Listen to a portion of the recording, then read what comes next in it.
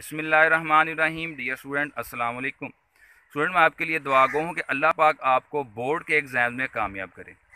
तो स्टूडेंट, चूँकि अब डेट शीट आ चुकी है और आज मैं इस वीडियो के ज़रिए आपको वो 3 पॉइंट्स समझाने वाला हूँ कि डेट शीट आने के बाद स्टूडेंट को किस तरीके से पेपर की तैयारी करनी चाहिए।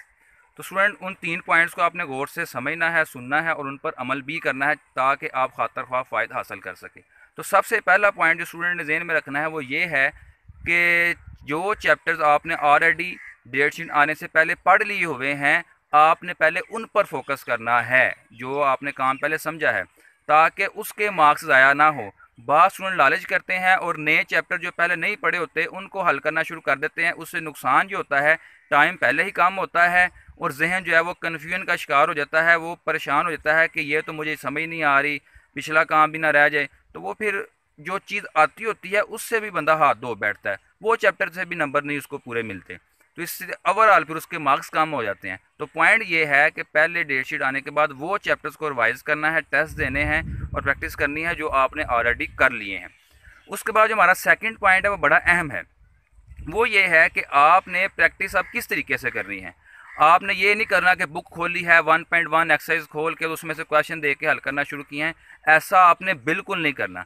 फिर आपने करना क्या है, आपने या अपने टीचर की मदद लेनी है या बड़े बहन भाई की मदद लेकर एक रजिस्टर के ऊपर, एक खाली पेज के ऊपर उनसे क्वेश्चन लिखवा लेने हैं जिनकी आपने प्रैक्टिस करनी है। अगर आप एक चैप्टर में से मिक्स क्वेश्चन जो है उनको कहना है ज़रा बदल के या शफल करके मुझे कोई पेज पे क्वेश्चन लिख दें।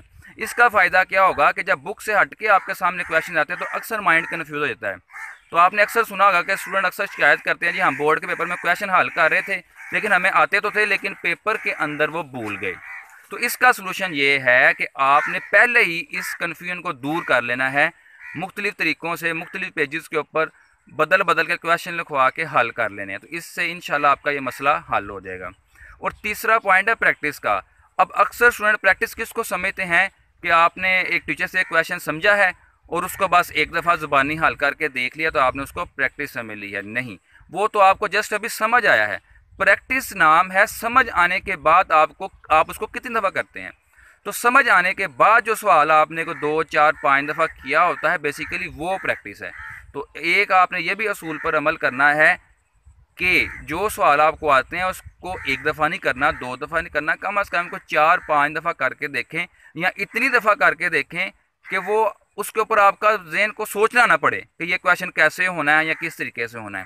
तो प्रैक्टिस मेक्स मैन परफेक्ट। तो प्रैक्टिस के असूल को भी आपने मद्देनज़र रखना है। तो इंशाल्लाह अगर आप इन 3 असूलों पर अमल करते हुए तैयारी करेंगे तो आप बोर्ड के एग्ज़ाम्स में आपको नुमाया फ़र्क नज़र आएगा।